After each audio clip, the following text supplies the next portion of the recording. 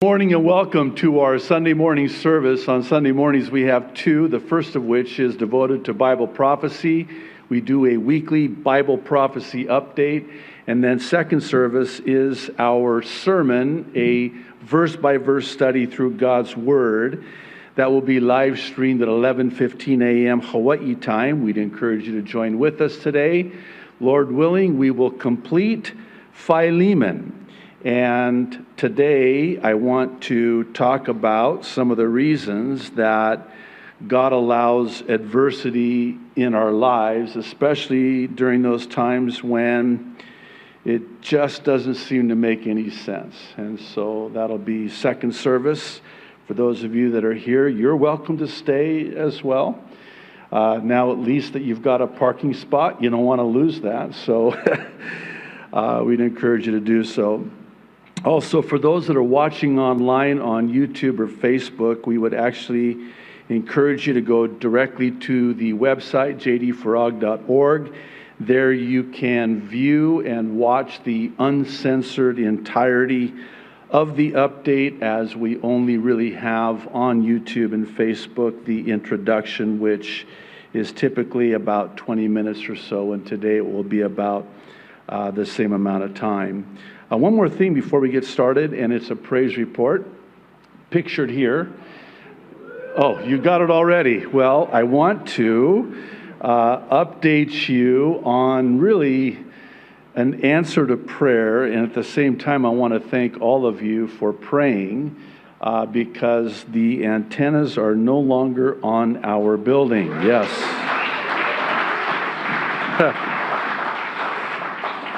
As only the Lord can, they have been removed, and now we are going to proceed with the repair on our roof. And so I just wanted to say thank you to all of you that have been praying and continue to pray now, because now the next project is repairing that roof, and so we no longer have any leaks. So again, thank you for that. All right, let's get to it. So for today's update, I'm going to need to ask you once again, I hope you don't tire of me asking you this, but I need for you to bear with me today as I do something just a little bit different and paint the prophetic canvas with a broad brush. And this for a number of reasons, not the least of which is that time simply does not permit me to go into great detail by virtue of everything that's now happening. And in so doing, what I'm hoping to do is answer the question of why this and why now. Doubtless you've been following the breaking news out of Israel, with all the Hamas rocket and missile attacks being fired from Gaza into Israel. There are no less than 5 concerns at this juncture, the first of which is the sheer volume of Hamas attacks with seemingly no end in sight. Second, and perhaps more concerning, is the potential for Iran-backed Hezbollah from the north in Lebanon, my birthplace, joining in with what's already been an escalation. And third, this current escalation is leading those who are otherwise very cautious when it comes to this and their commentary on this. They're usually erring on the side of an abundance of caution and try to be the voice of reason. Yeah, this is another flare-up, and there will hopefully, Lord willing, pray that there's a ceasefire. Well, they're not saying that. Normally, the conservative voices are suggesting now instead that Israel may very well be on the brink of all-out war.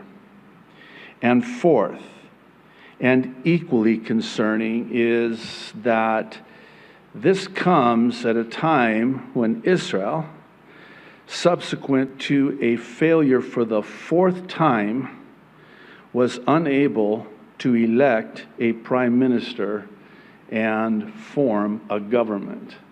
Truth be made known, Israel does not have a functioning government at this time. And fifth, and again, possibly equally concerning, the U.S.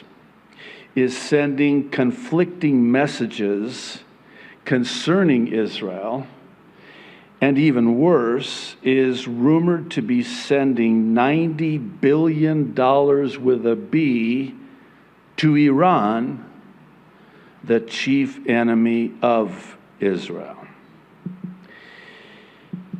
Also, here in the U.S.,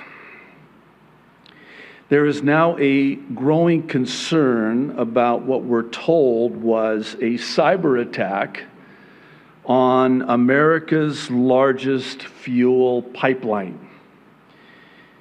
The result has been the all too familiar images that riddle our news feeds of these long lines of cars, only this time, instead of being in line for food, they're in line for fuel.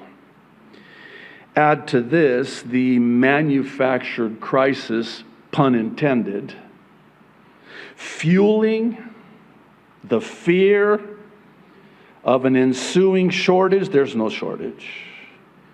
But this fear of an ensuing shortage of not just gas, but goods, supplies, building supplies, and even food. It is a manufactured crisis. If this weren't bad enough, we still have what I'll call, at least for now, the global crisis, which, by the way, isn't going away, nor is life ever going back to normal. Sadly, those coerced, even forced to acquiesce in order to keep their job and or government benefits, do so thinking they're going to get their lives back. Then, to add insult to injury, again pun intended, not only will they never get their lives back, instead, their lives will never be the same again. Now, right about now, I can tell by the way you're looking at me. Wow, Pastor, that's quite a bleak picture you're painting on the aforementioned prophetic canvas. But would you agree that it does beg the question of why this and why now? You'll forgive me for what may seem like an oversimplification, but the answer to why this is how it ends. And the answer to why now is this is when it ends. Specifically, for Christians, this ends in the rapture. And for those who are not, it ends in the Antichrist's revelation and the 7-year tribulation in that order. Please know that I'm keenly aware of how this can foster despair. However, if that's what it takes to get people to Jesus, so be it. You know, it seems that, and I'm just going to share from my heart, Every week, the updates get more and more difficult for me. I'm thinking about myself, not you. They're getting very hard, if I could be so candid with you.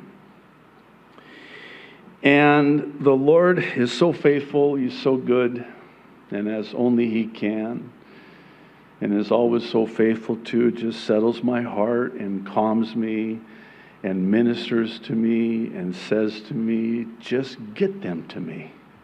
That's all you got to do. And don't take too long. Just get them to me as quickly as you can. So, that just kind of took the edge off, took the pressure off. And so I stand before you today, as is my privilege every week to do. And I just have a very simple message for you. Get to Jesus. And don't wait.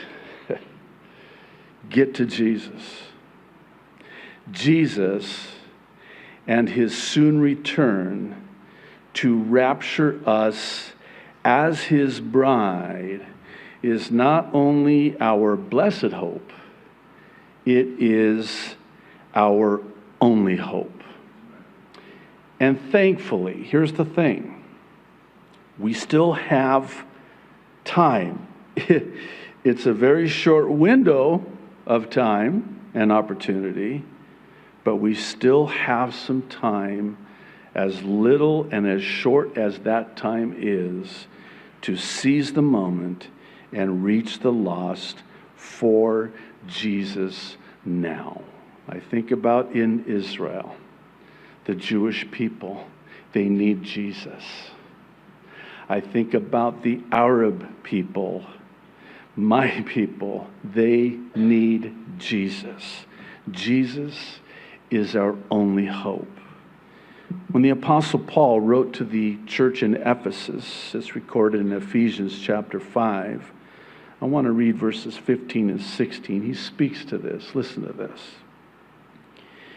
He says, be very careful then how you live, not as unwise, but as wise, making the most of every opportunity. Why? Because the days are evil. I don't know if there is another verse as fitting as this for us today.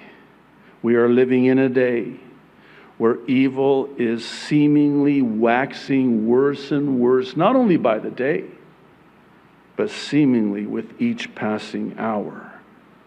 And it is incumbent upon us as God's people in these last moments of world history to seize every opportunity, make the most of every opportunity, and be very careful how it is that we conduct our lives, circumspect in every regard, circumspect, carrying with it the idea, circular, being aware of everything that is happening. I'm sorry, I'm turning my back on you.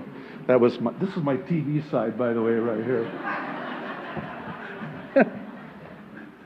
Sorry. But it's being aware of everything that is happening around you and being very careful then, living in wisdom, wisely, not unwisely or foolishly. When he writes to the Romans, this is a well-known verse in chapter 13, verses 11 and 12. Paul says, and do this, understanding the present time. The hour has already come for you to wake up from your slumber. And here's why. Because our salvation is nearer now than when we first believed. The night is nearly over.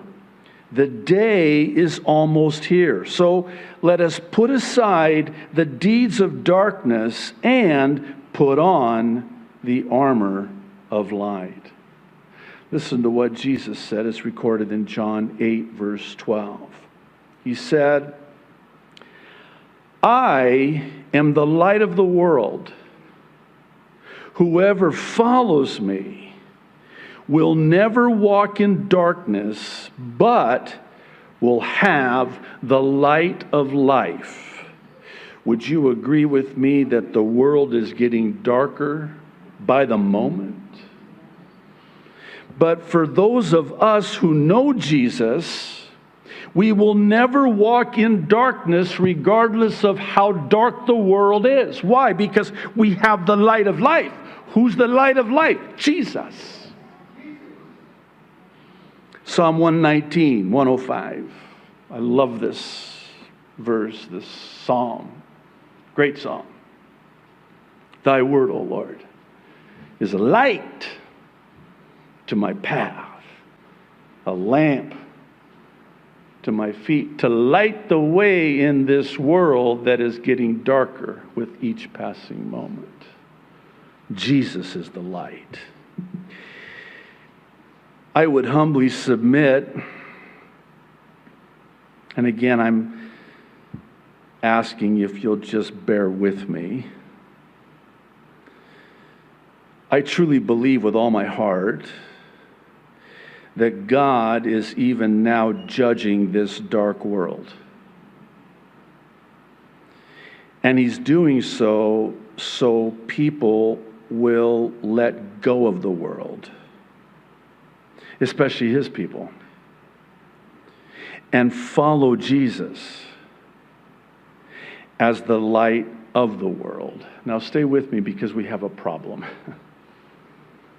The problem is, there are those who are saying that there's going to be this great revival, this great awakening. And the result is that many, and we're talking about Christians, are still holding out hope in this world, which has the effect of delaying, even dismantling any urgency concerning the Lord's soon return. Because if that's true, and it's not, that there's coming this great revival before Jesus can come back, then that means that Jesus cannot come back until there's a great revival. So now, all of a sudden, as we just by the way, you guys today, was magnificent as you were worshiping. Turn your eyes upon Jesus. And when you do, the things of earth grow strangely dim. But wait a minute. If there's going to be a revival, then that means that Jesus isn't coming, because there has to be this first. You fill in the blank. And so now all of a sudden I'm not turning my eyes upon Jesus. I'm not looking up and lifting up my head, knowing that my redemption draws nigh, seeing all of these things begin to come to pass, because this has to happen first. You have just delayed my master's coming. Don't be doing that.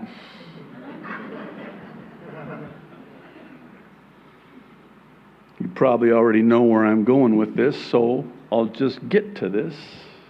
Matthew chapter 24. To me, one of the most astonishing of the parables that Jesus ever taught. It's at the end of Matthew 24. I'll begin reading in verse 45. Who then is a faithful and wise servant, whom his master made ruler over his household, to give them food in due season? Blessed is that servant whom his master, when he comes, will find so doing. Assuredly, I say to you, that he will make him ruler over all his goods. But, oh boy,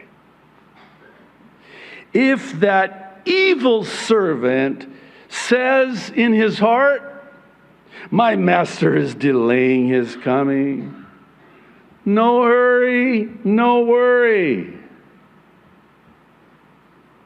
and begins to beat his fellow servants, and to eat and drink with the drunkards,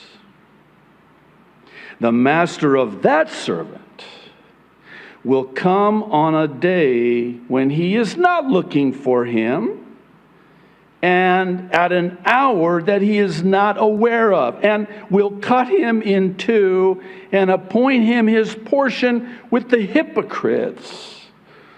There shall be weeping and gnashing of teeth. You know what the difference between these two servants was? The faithful servant was found faithful when his master returned because he lived his life believing that his master could return at any time. Conversely, the evil servant, by contrast, did not live his life in such a way because he did not believe that his master was going to come as soon as he did. So he's got plenty time. Party on. Eat, drink, be merry, no worry, no hurry. And then, when the master returns, he is completely caught off guard. Totally not expecting his master to return as soon as he did.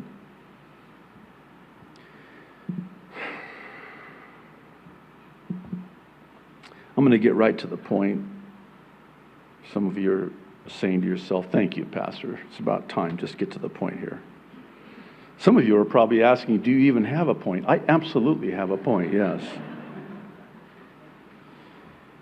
But in order to get to the point, we're going to end the live stream now on YouTube and Facebook and redirect you, if you're not already there, to the website, jdfarag.org.